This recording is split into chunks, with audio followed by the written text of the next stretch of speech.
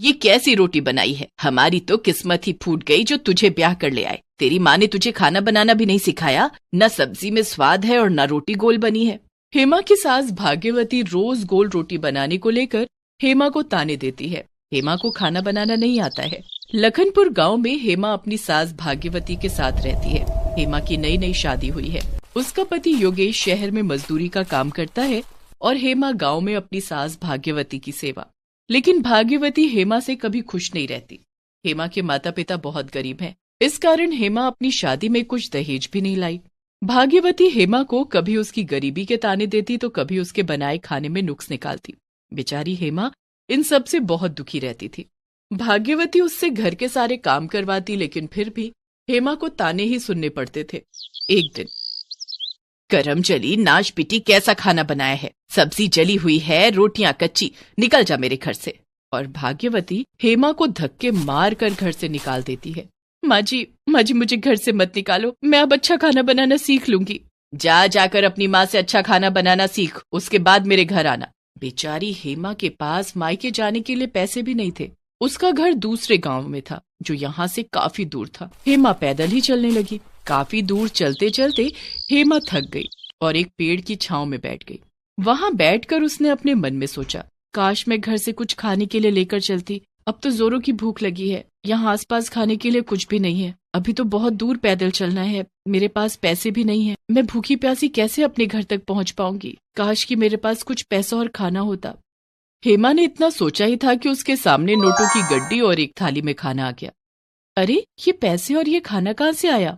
तभी जिस पेड़ की छांव में हेमा बैठी थी उसमें से आवाज आई, बेटी, तुम्हें ये पैसे और खाना मैंने दिया है।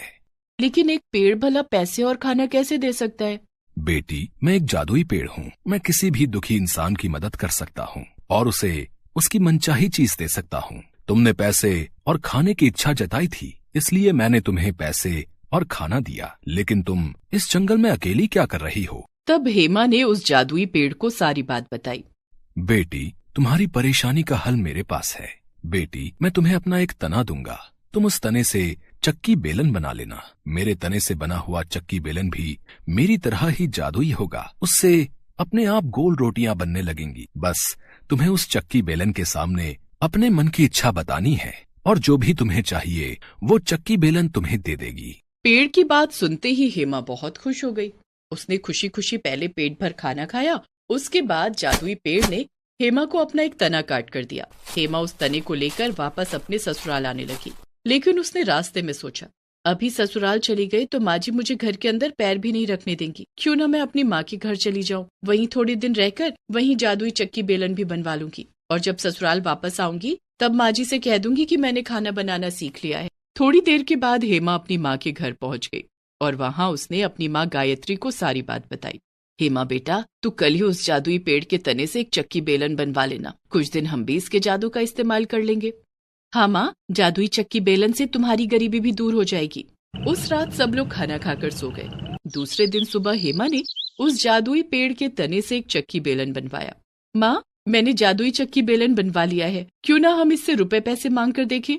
हेमा ने जादुई चक्की बेलन को जमीन पर रख दिया और खुद उसके सामने बैठ गई और अपने मन में सोचने लगी, मेरे माता पिता बहुत गरीब हैं। काश इनके पास अच्छे पैसे होते तो इनकी गरीबी दूर हो जाती। हेमा की इतना सोचते ही जादुई चक्की पर अपने आप बेलन चलने लगी और उसमें से रुपए पैसे निकलने लगे। देखते ही देखते उस जादुई चक्की बेलन से काफी सारे रुपए पैसे निकलकर बाहर आ गए।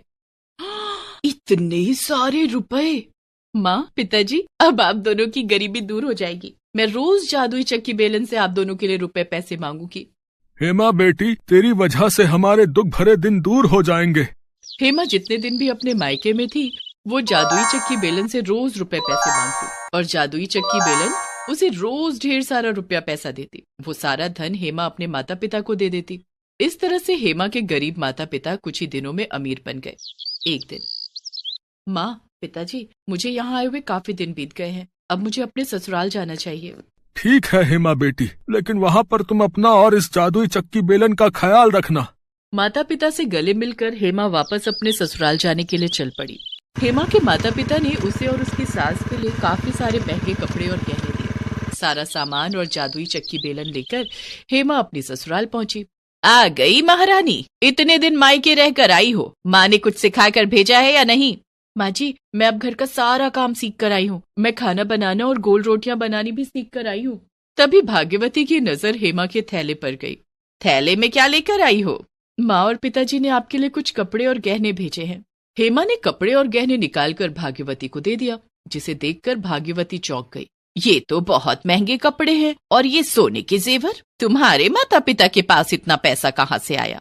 तभी भाग्यवती की नजर हेमा के थैले में रखी जादुई चक्की बेलन पर गई। ये क्या लाई हो? चक्की बेलन? यहाँ चक्की बेलन नहीं थी क्या? तुम्हें मायके से चक्की बेलन लाने की क्या जरूरत पड़ गई?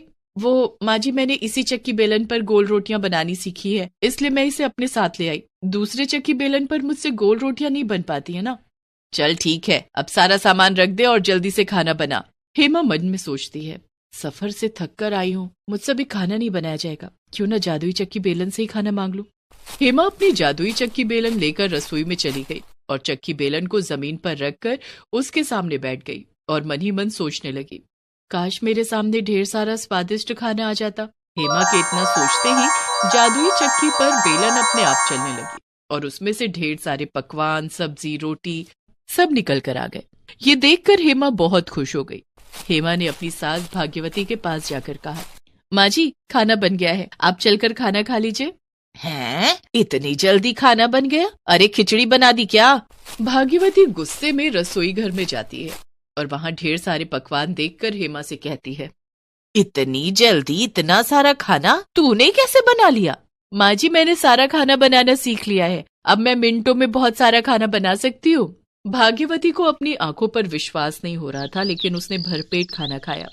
बहू, खाना तो तूने बहुत अच्छा बनाया है। तुझे घर से निकालने का एक फायदा तो हुआ कि तूने अच्छा खाना बनाना सीख लिया।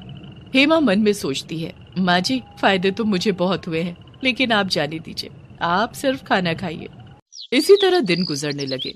हेमा अपनी जादुई चक्की बेलन से जब भी खाना मांगती, उसके सामने मिनटों में खाना आ जाता। कुछ दिनों के बाद हेमा का पति योगेश घर आया। उसे परेशान देखकर हेमा ने उससे पूछा, क्या बात है, आप जब से शहर से आए हैं परेशान लग रहे हैं। क्या बताऊं हेमा, शहर से आते समय सोचा था तुम्हारे और माँ के लिए कपड़े ले लूंगा, लेकिन शहर में जो मजदूरी मिलती है वो वहीं रहने और खाने में खर्च हो जाती है। तुम्हें और माँ को हर महीने जो थोड़े पैसे भेजता हूँ, उसके बाद मेरे पास कुछ नहीं बचता। आप परेशान मत हो, अब हमें पैसों की कोई परेशानी नहीं होगी और अब आपको शहर जाकर मजदूरी करने की भी कोई जरूरत नहीं है। ये क्या कह रही हो हेमा? मजदूरी नहीं करूंगा तो यहाँ तुम्हारा और माँ का गुजारा कैसे होगा? मेरे पास उसका बहुत अच्छा उपाय है। हेमा ने योगेश को जादुई चक्की बेलन के बारे में सब कुछ बता दिया और उसे जादुई चक्की बेलन से ढेर सारे पैसे भी निकाल कर दिए। लेकिन ये सब करते हुए भाग्यवती ने देख लिया। तो ये राज है, जादुई चक्की बेलन से हेमा रुपए, पैसे, खाना सब कुछ मांग सकती है। मैं इस जादुई चक्की बेलन को चुरा लूंगी। हाँ। उस रात जब सब लोग खाना खाकर सो गए, तब चुपके से भाग्यवती ने चक्की को हाथ लगाया। बेलन अपने आप उठकर हेमा की पिटाई करने लगी। बेलन की ताबड़तोड़ मार खाकर हेमा दर्द से चिल्लाने लगी, अरे कोई मुझे बचाओ, इस बेलन को रोको, नहीं तो ये बेलन मुझे मार डालेगा। भाग्यवती की चीख सुनकर हेमा और योगेश दौड़कर वहां गए। हेमा ने अपने मन में सोचा, काश इस बेलन से माँ जी की और पिटाई हो जाती। बस फिर क्या था, बेलन ने भाग्यवती को और जोर जोर से पीटना शुरू कर दिया। मार खाकर भाग्यवती बेहोश हो गई। हेमा, इस जादुई बेलन को रोको, नहीं तो माँ मर जाएगी। हेमा ने मन में सोचा, काश अब ये बेलन रुक जाए, और जादुई बेलन रुक गई। हेमा और योगेश ने भाग्यवती की मरहम पट्टी की। भाग्यवती को अब सबक मिल चुका था। उसने कसम खाई कि वो जादुई चक्की बेलन को कभी हाथ नहीं लगाएगी। अजी सुनते हो, हमारे जंगल के करीब शहर से कुछ डॉक्टर आए हुए हैं और वो यहाँ के आदिवासियों का मुफ्त इलाज कर रहे हैं। हाँ विमला, कल मैंने भी उनको देखा था। मैं सोच रही थी कि हमारी अंजलि बिटिया को हर समय बुखार रहता है, तो क्यों न कल हम उस कैंप में किसी डॉक्टर को दिखा दें। मेरे भी दिमाग में यही बात चल रही है, लेकिन अपनी बिटिया को वहाँ ले जाने से डरता हूँ। डॉक्टर को दिखाने में भला किस बात का डर? विमला, हम गरीब आदिवासी जंगली लोग हैं, हमारे तौर तरीके और रहने का ढंग शहर वालों से अलग है। हम कपड़े नहीं पहनते, आज भी पत्ते ढक कर अपने शरीर को छुपाते हैं। अगर हमारे पास कुछ है तो वो इज्जत। और ये शहर वाले, हम जंगल में रहने वाले आदिवासियों की इज्जत को कुछ नहीं समझते। कहना क्या चाहते हैं आप? मैं यही कहना चाहता हूँ विमला कि शहर वाले नजर के अच्छे नहीं होते। छोड़िए जी, हम अपनी बिटिया रानी को साथ लेकर चलेंगे। हमारे होते हुए कोई भी हमारी बिटिया रानी पर बुरी नजर नहीं डाल सकता। अगर तुम कहती हो तो कल सुबह हम अपनी बिटिया रानी को डॉक्टर को दिखाने के लिए ले जाएंगे। संपत का परिवार एक बेहद गरीब आदिवासी परिवार था जो अपने कबीले के साथ रहता था। संपत की एक बेटी थी जो बहुत सुंदर थी, जिसका नाम मोहिनी था। मोहिनी अब जवान हो चुकी थी। संपत और विमला मोहिनी के विवाह के लिए बहुत चिंतित रहते थे। मोहिनी को कुछ समय से बुखार रहता था और संपत ने उसके इलाज के लिए अपने जंगली आदिवासी कबीले के तमाम नुस्खे आजमाए, लेकिन मोहिनी को कोई फायदा नहीं मिला। पर कुछ दिनों पहले उनके गांव में शहर से एक डॉक्टरी कैंप लगा था। विमला उसी कैंप में मोहिनी को दिखाने के लिए संपत से बोल रही थी। दूसरे दिन संपत और विमला अपनी बेटी मोहिनी को उस कैंप में ले गए। उसी कैंप में एक सुंदर नौजवान डॉक्टर भी कपड़े पहने हुए वहीं बैठा हुआ था। वो संपत की ओर देखकर बोला, मेरा नाम डॉक्टर राहुल है, बोलिए क्या तकलीफ है आपको? संपत ने हाथ जोड़कर राहुल से कहा, तकलीफ मुझे नहीं डॉक्टर बाबू, मेरी बिटिया मोहिनी को है। इसे बहुत दिनों से बुखार है। राहुल की नजर जैसे ही मोहिनी पर पड़ी तो वो मोहिनी को देखता ही रह गया। मोहिनी ने अपना शरीर अपने जंगली आदिवासी कबीले के मुताबिक पत्तों से ढक रखा था। मोहिनी बहुत सुंदर थी। राहुल ने मोहिनी के कुछ ब्लड टेस्ट किए और कुछ दवाइयाँ संपत को देकर बोला, कल तक मोहिनी की ब्लड टेस्ट की रिपोर्ट तैयार हो जाएगी। तब तक आप ये दवाइयाँ ले जाइए और उन्हें खिला दीजिए। और हाँ, कल उन्हें लेकर जरूर आइएगा। संपत अपनी बेटी को लेकर वहाँ से चला गया और डॉक्टर मोहिनी को जाता हुआ देखता रहा। दूसरे दिन संपत और विमला अपनी बेटी मोहिनी को साथ लेकर आ गए। मैंने मोहिनी की ब्लड रिपोर्ट देखी थी, जो नॉर्मल है। मोहिनी को वायरस बुखार है, जो मैंने दवाइयाँ दी है उसी से ठीक हो जाएगा। कल आप फिर आकर मुझे एक बार दिखा देना। इतना कहकर राहुल मोहिनी को देखकर मुस्कुराने लगा। मोहिनी भी राहुल को देखकर मुस्कुराने लगी। कुछ देर के बाद मोहिनी अपने माता पिता संपत और विमला के साथ वहाँ से चली गई। राहुल को ऐसा करते देख उसके साथी नितिन ने राहुल से कहा, ये सब क्या है राहुल? आखिर तू क्या करना चाह रहा है? तू कहना क्या चाहता है? तू अच्छी तरह से जानता है मैं क्या कहना चाहता हूँ। मैं तेरे इरादों को अच्छी तरह से जानता हूँ। वो आदिवासी बहुत सीधे साधे लोग हैं। तो मैं कौन सा उन्हें परेशान कर रहा हूँ? राहुल, मैं जानता हूँ तेरी नजर मोहिनी की खूबसूरती पर है। तू ना जाने कितनी लड़कियों को धोखा देकर उनकी जिंदगी बर्बाद कर चुका है, लेकिन मोहिनी के साथ ऐसा मत करना। एक सीधी सादी आदिवासी लड़की है। अब जब जान ही गया है तो अपना मुंह बंद रख। वैसे भी अब हम लोगों को यहाँ पर 7-8 दिन ही रहना है। सरकार ने हमें मरने के लिए इन भिखारियों के साथ इस जंगल में छोड़ दिया है, तो क्या मैं इन लड़कियों के साथ एंजॉय भी नहीं कर सकता? लड़कियां एंजॉय करने के लिए नहीं होती राहुल। ये बेचारे भोले भाले मासूम लोग हैं, कम से कम इन्हें तो बख्श दे। लेकिन राहुल ने नितिन की बात को नजरअंदाज कर दिया। दूसरे दिन मोहिनी के माता पिता मोहिनी को लेकर फिर से राहुल के पास आ गए। राहुल ने अपनी मीठी मीठी बातों में मोहिनी के माता पिता को फंसा लिया। मोहिनी का पिता, जो कि शहर के लोगों पर विश्वास नहीं करता था, राहुल ने उसे मीठी बातों की ऐसी घुट्टी पिलाई कि उसे राहुल पर बहुत विश्वास हो गया। धीरे धीरे राहुल मोहिनी के घर पर आने जाने लगा। राहुल मोहिनी के शरीर का दीवाना होता जा रहा था। एक दिन उसने मौका देखकर मोहिनी से अपने मन की बात कही, मोहिनी, मैं तुमसे प्यार करता हूँ। प्यार तो मैं भी तुमसे मन ही मन में करती हूँ, लेकिन हमारा और तुम्हारा कोई मेल नहीं। तुम शहर के हो और मैं एक जंगली आदिवासी। हम दोनों का कभी मिलन नहीं हो सकता। क्यों नहीं हो सकता मोहिनी? भले ही तुम आदिवासी हो, लेकिन हो तो इंसान। इतना बोलकर राहुल ने मोहिनी को छूने की कोशिश की। नहीं राहुल, हमारे बीच ये सब शादी से पहले नहीं हो सकता। तुम्हें मुझसे शादी करनी है तो तुम्हें हमारे कबीले के नियम के मुताबिक मेरे माँ और बाबा से शादी की इजाजत लेनी होगी। अगर वो इजाजत देंगे तो मैं तुमसे शादी करने के लिए तैयार हूँ। राहुल समझ गया कि मोहिनी शादी से पहले उसे अपने शरीर को हाथ नहीं लगाने देगी। ठीक है मोहिनी, मैं आज ही तुम्हारे बाबा से बात कर लूंगा। शाम को राहुल मोहिनी के घर पर पहुंच गया और उसने बड़े मासूमियत भरे अंदाज में मोहिनी के पिता के सामने हाथ जोड़कर कहा, देखिए, मैं मोहिनी से प्यार करता हूँ और उससे शादी करना चाहता हूँ, और मोहिनी भी मुझे पसंद करती है। हमारा और तुम्हारा कोई मेल नहीं है। तुम शहर के रहने वाले हो और हम जंगली आदिवासी। हम अपनी बेटियों की शादी अपने कबीले में ही करते हैं। तो क्या हुआ? आखिर हम दोनों है तो इंसान ही। भगवान ने हम दोनों को इंसान ही बनाया है। हमारा सरदार इसकी कभी इजाजत नहीं देगा। आदिवासी नियम के मुताबिक हम कबीले से बाहर अपनी बेटियों की शादी नहीं करते। अगर ऐसी बात है तो मैं हमेशा आपके साथ ही रहूंगा, आपके जैसा बनकर। अब तो आपको कोई ऐतराज नहीं? अगर ऐसी बात है तो मुझे कोई ऐतराज नहीं। मैं अपने कबीले के सरदार से बात कर लूंगा।